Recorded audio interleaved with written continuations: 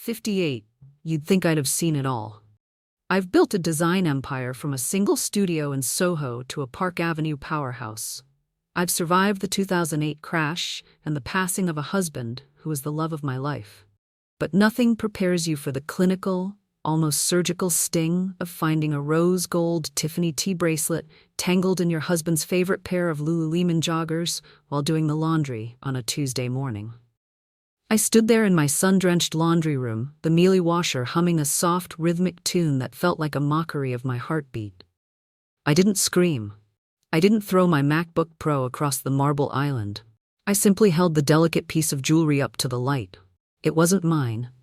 My wrists are adorned with vintage Cartier pieces, not these trendy baubles preferred by girls who still think avocado toast is a personality trait. Julian, my husband of 3 years, was currently in the shower, probably singing some upbeat Maroon 5 song while scrubbing his 32-year-old muscles with the expensive Aesop body wash I paid for. I looked at the bracelet, then at the bottle of high-concentrate habanero pepper oil I'd bought for a spicy vodka pasta recipe. A slow, wicked smile spread across my face, the kind of smile that usually precedes a hostile corporate takeover. I didn't just put the bracelet back. I pulled out a pair of latex gloves, the ones I use for gardening in the Hamptons, and meticulously coated the inner rim of that bracelet with the pepper oil.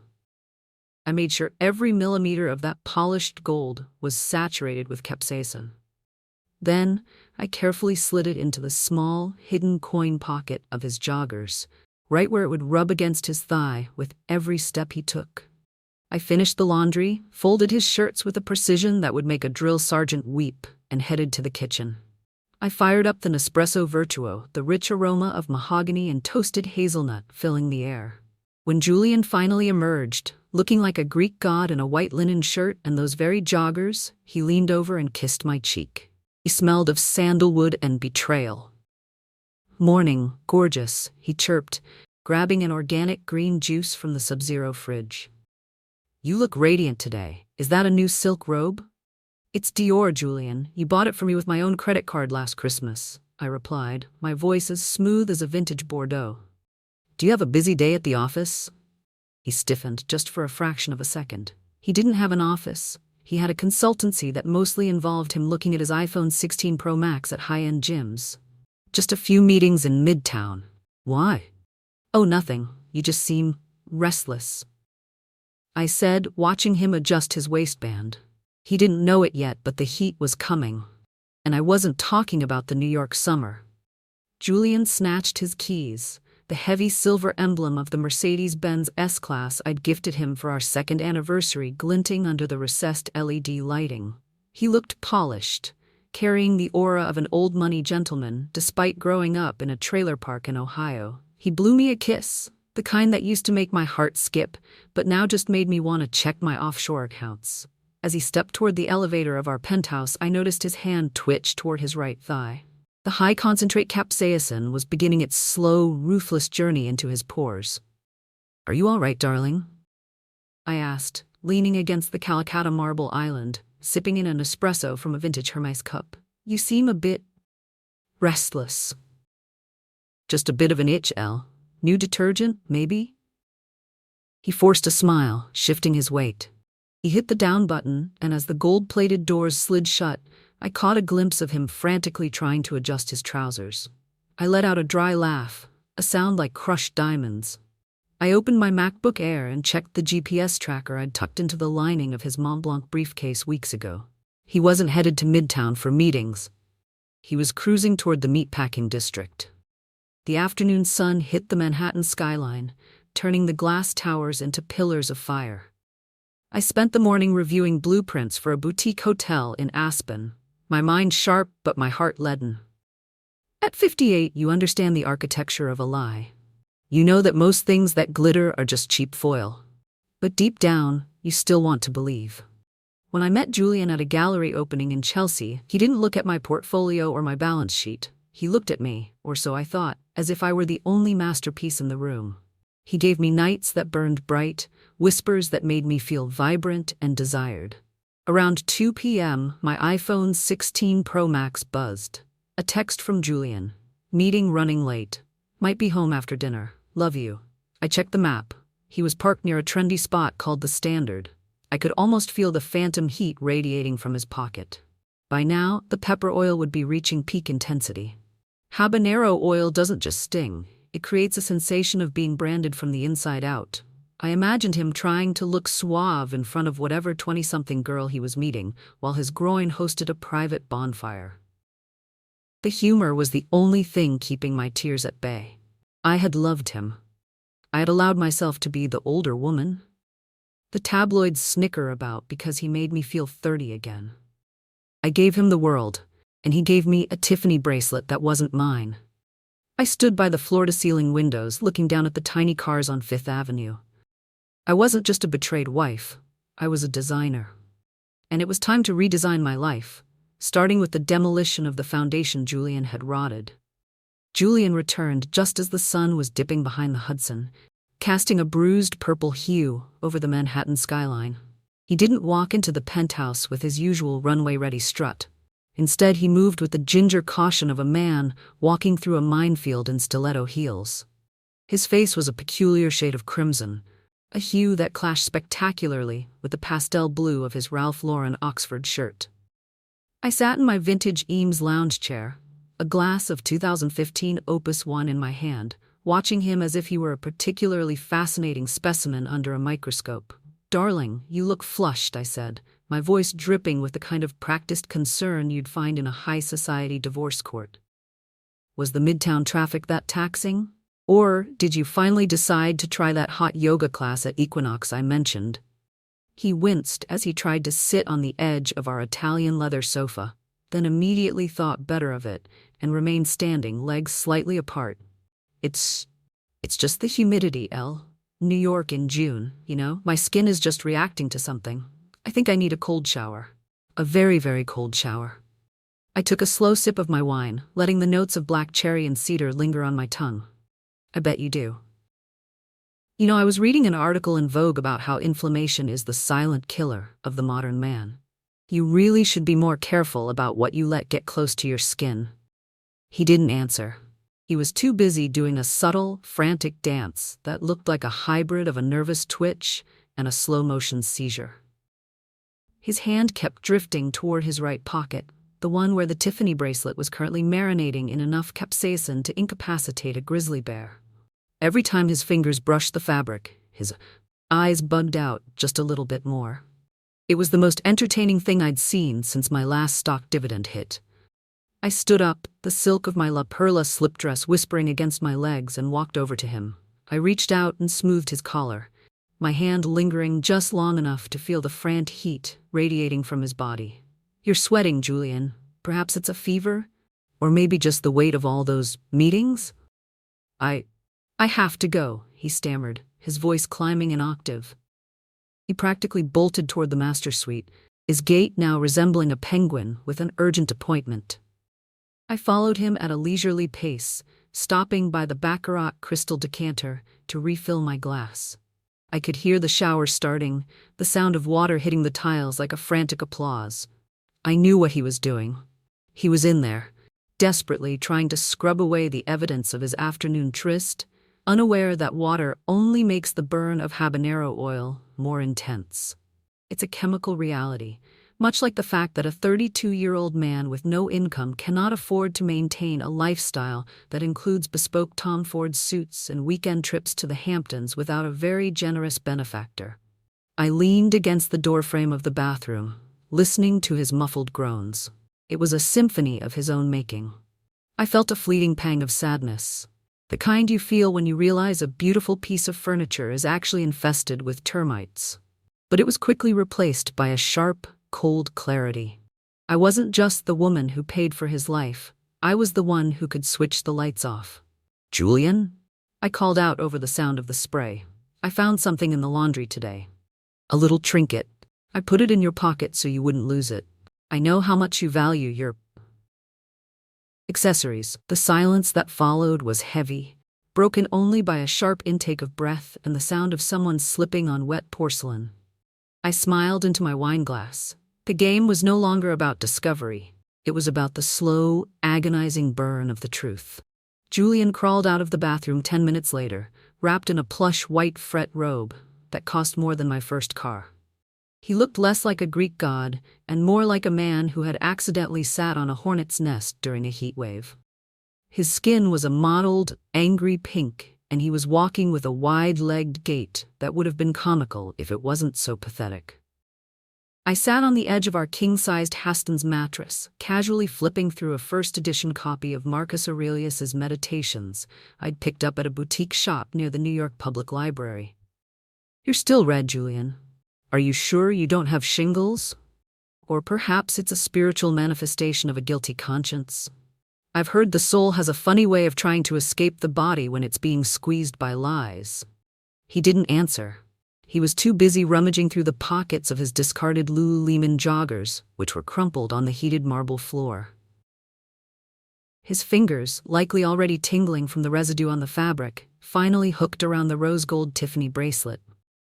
He stared at it as if it were a ticking time bomb.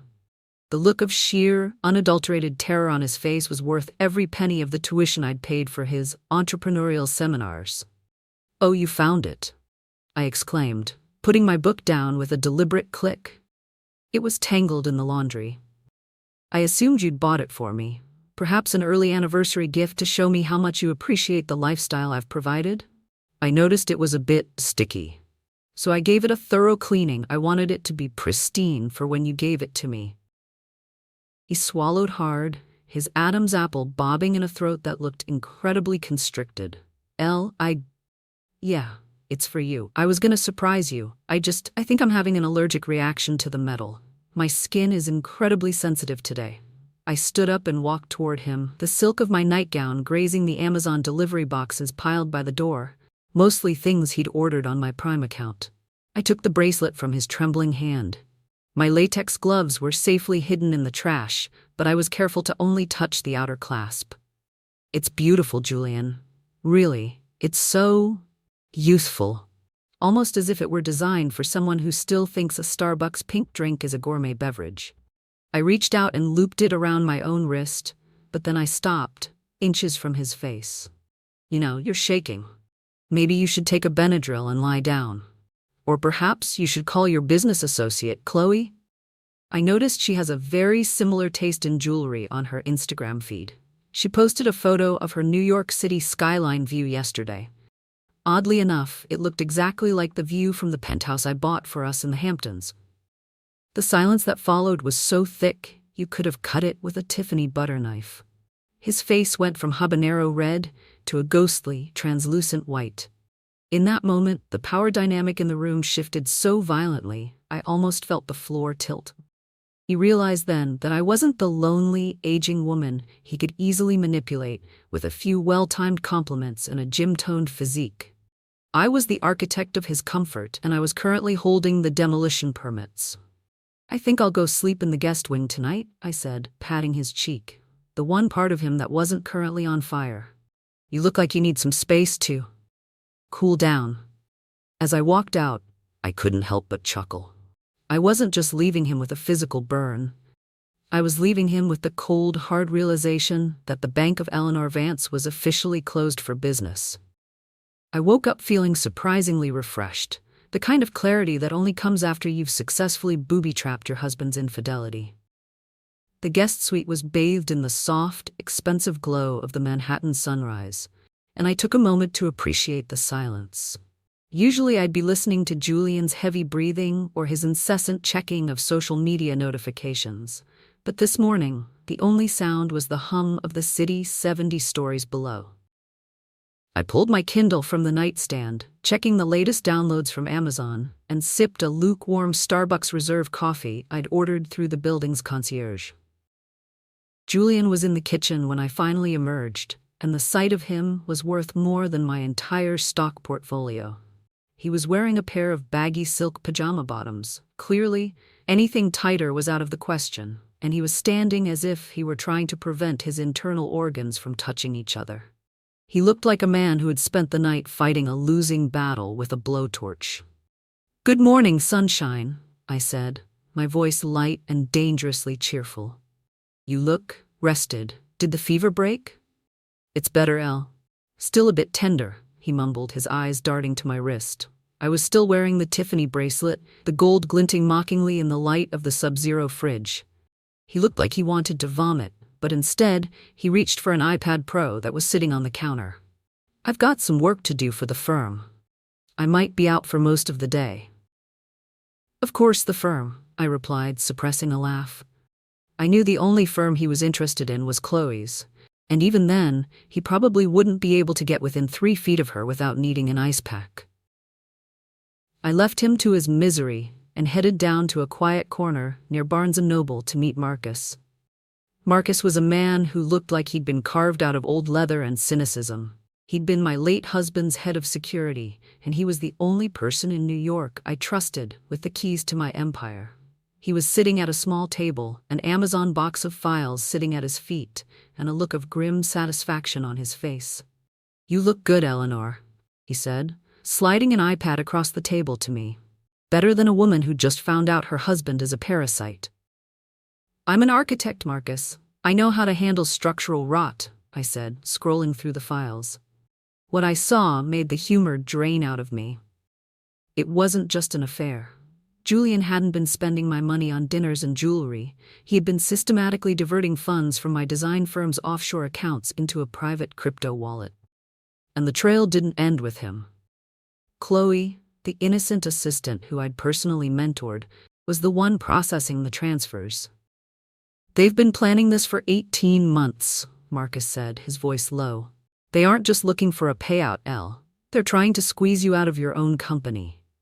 He's been forging your signature on power of attorney documents. They were planning to make their move after the charity gala at the Ritz-Carlton." I felt a cold shiver that had nothing to do with the air conditioning.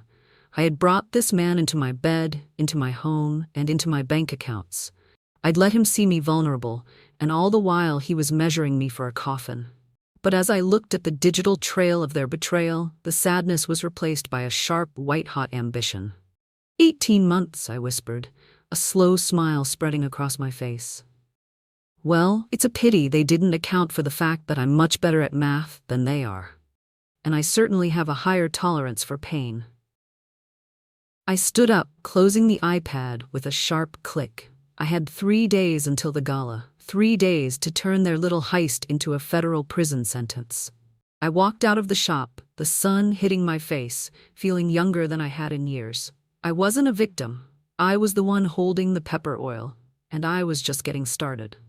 The next morning, I arrived at my Park Avenue office looking like the cover of Architectural Digest, draped in a cream Max Mara coat that screamed, "I have never once cleaned my own bathroom." My assistant, Chloe, was already there, typing away on her MacBook Pro with an efficiency that I used to admire but now found deeply suspicious. She looked up and flashed me a smile so bright it was practically a dental advertisement. She was wearing a cheap synthetic floral dress that probably smelled like a polyester fire the moment she stepped near a candle. Yet she had the audacity to pair it with a pair of Steve Madden heels that were clearly trying to audition for a role as real Louboutins. "Good morning, Eleanor. You look radiant," she chirped, her voice hitting a frequency that only dogs and gold diggers could truly appreciate. "How is Julian?" He sounded a bit under the weather when I spoke to him about the schedule this morning. "Oh, he's having a bit of a flare-up, poor thing," I said, setting my Hermes Birkin on the desk with a satisfying thud. "An allergic reaction to something very potent. He spent the last 12 hours trying to decide if he wants to sit on an ice pack or just move into the freezer permanently. It's quite the domestic tragedy." I watched her eyes flicker for a second, a tiny microscopic glitch in her innocent girl programming. "That's awful. Is there anything I can do?" "Actually, yes," I said, leaning back and clicking a Mont Blanc pen with rhythmic precision. "The charity gala at the Ritz-Carlton is in 48 hours. I need to finalize the transfer of $5 million into the new Aspen Development Fund. I've already prepared the authorization codes on the server. Since Julian handles the consultancy side of these projects, I'll need you to cross-reference the signatures." I saw her swallow, her pulse fluttering at the base of her throat. To her, $5 million was the finish line. To me, it was the bait in a very expensive lobster trap. She didn't know that the Aspen Development Fund was a shell account Marcus had set up, monitored by a team of forensic accountants who were currently salivating at the prospect of catching a pair of amateurs in a wire fraud trap. "I'll get right on that, Eleanor," she said, her fingers practically dancing toward her keyboard. She was so eager she didn't even notice that I was watching her through the reflection in my oversized Tiffany sunglasses. The hilarity of the situation was almost too much to bear. Here was this girl, thinking she was the protagonist of a gritty Netflix drama where she outsmarts the aging matriarch, when in reality, she was just an extra in a movie about how I dismantle people's lives for sport. I spent the rest of the afternoon looking at fabric swatches from perennials, occasionally letting out a heavy, dramatic sigh just to keep her on her toes. When Julian called me an hour later, his voice was thin and strained. He was clearly calling from his iPhone while standing up, probably leaning against a cold marble wall in our kitchen. I'm gonna go see a specialist. This skin thing isn't going away. I might stay at a hotel tonight so I don't, keep you up with my pacing." "What a martyr you are, Julian," I cooed, staring at the GPS tracker on my screen that showed him already pulling into a parking lot 3 blocks away from Chloe's apartment. "Do whatever you need to do. Just make sure you're ready for the gala. It's going to be a night neither of us will ever forget." As I hung up, I felt a strange sense of peace. Most women my age might be shattered by this, but I felt like I was back in my 30s, pitching a multi-million-dollar contract to a room full of skeptical men. I wasn't just surviving this betrayal. I was monetizing it. I packed my MacBook into my leather tote and headed toward the elevator, catching my reflection in the polished brass doors. I looked like a woman who knew exactly where the bodies were buried. Mostly because I was the one currently digging the holes. I decided to host a little strategy dinner at the penthouse that evening. It felt only right to have both my business associate and my husband in the same room before the curtain finally fell. I ordered a spread from Le Bilboquet via a private courier, making sure the chilled lobster and vintage cristal were displayed perfectly on the kitchen's marble island. I had the Sonos system playing some light, ironic jazz. Miles Davis, the kind of music that makes you feel like you're in a movie, right before the protagonist loses everything. Chloe arrived at 7 p.m. sharp, looking like she'd spent 3 hours trying to look like she'd only spent 10 minutes getting ready. She was carrying a bottle of Whispering Angel she'd likely bought at a Whole Foods on her way over, a basic choice for a basic girl. Julian was already there, perched awkwardly on a bar stool near the Sub-Zero wine fridge. He was wearing a pair of very loose linen trousers, looking like he'd just returned from a failed safari. He still couldn't sit down properly without making a face like he was passing a kidney stone. "Chloe, dear, you look affordable," I said, greeting her with a dry smile that didn't reach my eyes. I was wearing a vintage Chanel suit and the Tiffany bracelet, the very one I'd seasoned with habanero oil. I made sure to wave my wrist near her face as I took her coat. "I see you're admiring the bracelet again. It really is a lovely piece, isn't it? So much fire in the gold." Julian choked on his water. Let's just talk about the Aspen deal. Chloe has the documents on her iPad." We sat at the dining table, the city lights flickering outside like a sea of diamonds. I watched them exchange a look, a quick, hungry glance that they thought I was too old or too distracted to notice. To them, I was just a walking ATM in a designer dress. To me, they were high rats fighting over a piece of cheese that was currently wired to a car battery. "So, Chloe," I said, slicing into a piece of Wagyu beef, "I saw that you finalized the wire transfer today, $5 million. That's a lot of responsibility for someone who still hasn't figured out how to use a stapler correctly." "I just want to make sure your legacy is secure, Eleanor," she replied, her voice as sweet as artificial sweetener. "Julian and I have been working very hard on the offshore structure." "I bet you have," I said, looking directly at Julian. He was sweating again. The humidity in the penthouse was perfectly controlled by a Nest system, yet he looked like he'd been running a marathon in the Sahara. "Is it getting hot in here, Julian? You look like you're smoldering." "I'm fine," he hissed, shifting in his seat. I could almost hear the fabric of his trousers rubbing against his still irritated skin. The pepper oil was the gift that kept on giving. I just think we should focus on the gala. It's a big night for the firm. I leaned back, swirling the champagne in my baccarat glass. Oh, the gala will be spectacular. I've invited everyone, the board of directors, the press, even a few friends from the district attorney's office. I want the whole world to see exactly what we've built together. The irony was so thick it was a wonder they didn't choke on it. I sat there, the matriarch of a crumbling empire that was actually being rebuilt in the shadows, watching the man I'd loved and the girl I'd trusted toast to their own impending doom. I felt a strange sense of euphoria. It wasn't just the wine, it was the realization that I had never been more in control. As Chloe laughed at one of Julian's forced jokes, I checked my Rolex. 48 hours until the end of the world. Their world, not mine. The morning of the penultimate day arrived with a crisp, expensive clarity that only New York in autumn can provide. I spent an hour at my vanity, applying a layer of La Mer cream as if it were war paint, watching the way the sunlight hit the polished surface of my Cartier tank watch. I looked impeccable.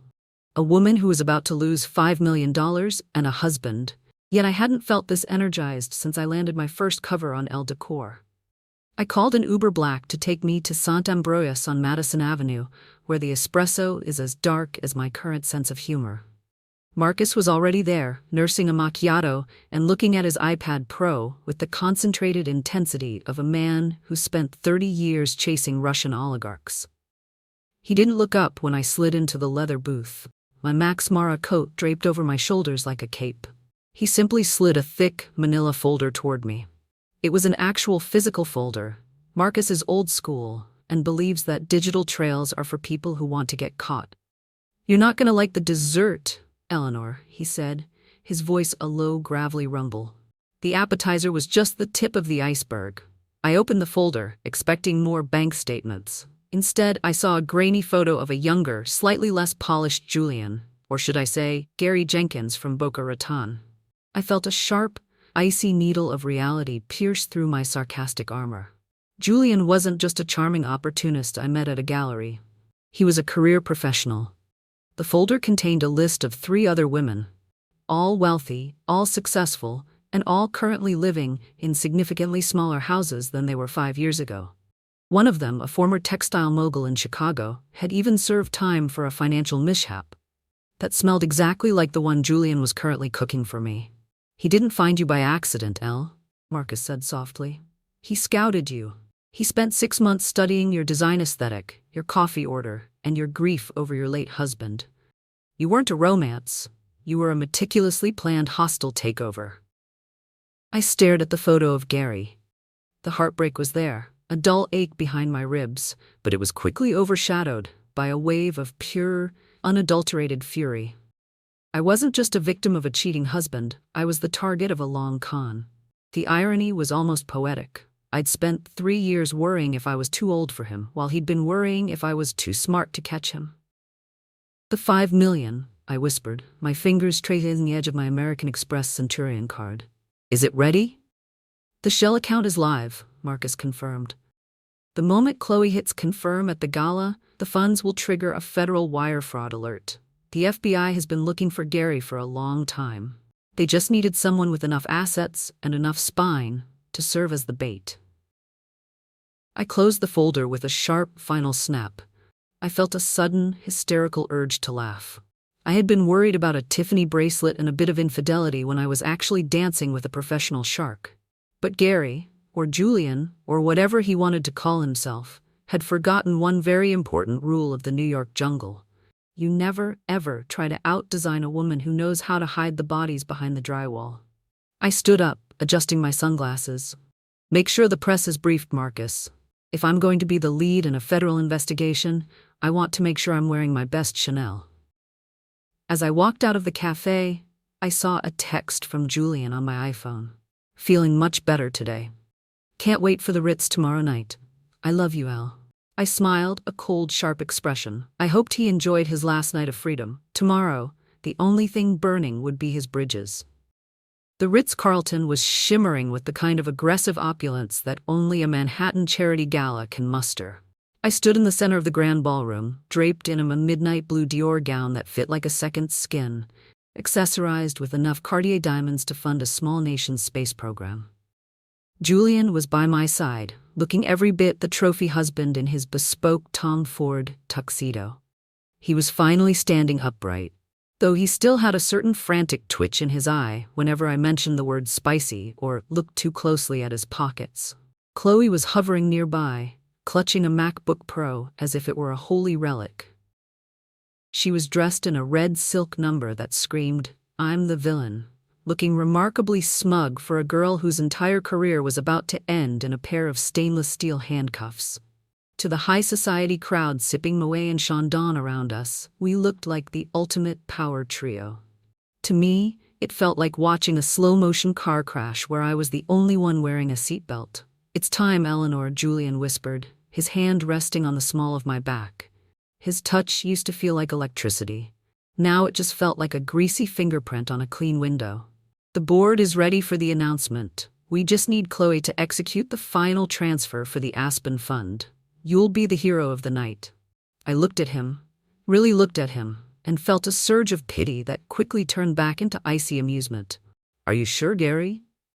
I mean, Julian, you wouldn't want to rush into a $5 million commitment without making sure everything is pristine."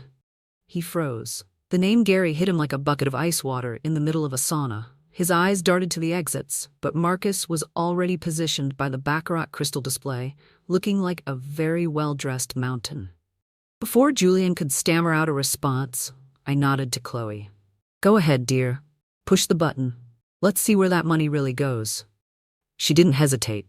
Her greed was faster than her survival instinct. As she tapped the trackpad, a notification didn't just appear on her screen. It triggered a silent alarm on the devices of 4 plainclothes FBI agents scattered around the room. The music didn't stop, which made the next part even more delicious. 2 men in sharp, nondescript suits approached Julian from behind. I watched the color drain from his face, leaving him a shade of gray that matched the Ritz-Carlton's marble foyer. "Gary Jenkins?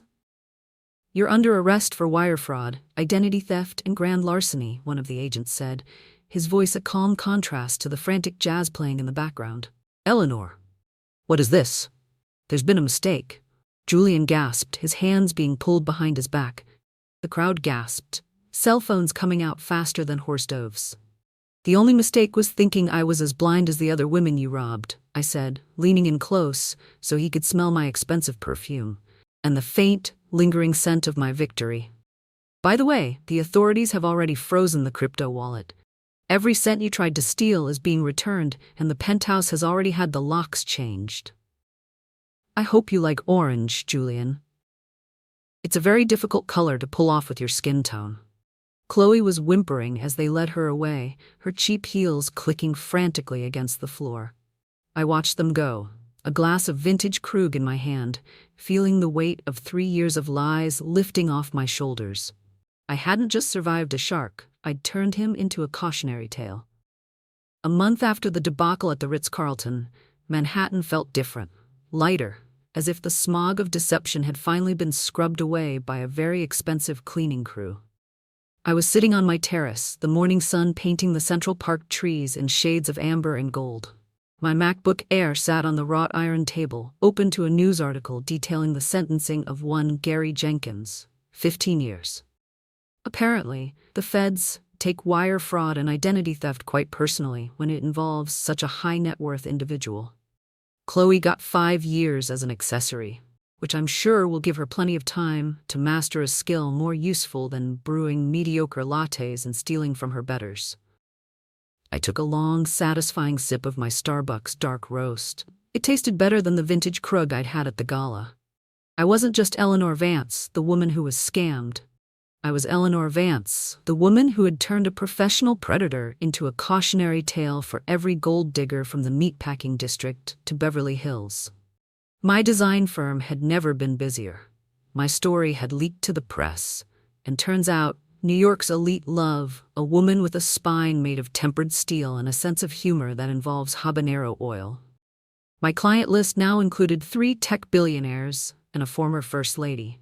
I picked up my Kindle, scrolling through the 48 Laws of Power, A book I'd decided to reread just for the sheer irony of it.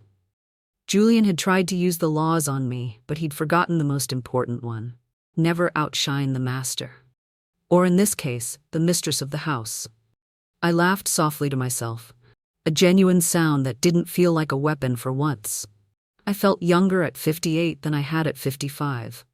The weight of trying to keep a younger man interested was gone, replaced by the exhilarating freedom of only having to interest myself.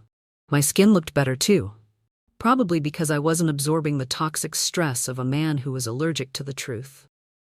An Amazon delivery box sat by the door, containing a new set of high thread count fret sheets. I'd burned the old ones. I didn't want a single fiber in this house that had touched Gary's skin. I was reclaiming my space, one room at a time. Marcus had stopped by earlier to drop off some paperwork and mentioned that he knew a very charming retired judge who enjoyed vintage Ferraris and quiet dinners at the River Cafe. I told him I'd think about it. For the first time in my life, I wasn't in a rush to fill the silence.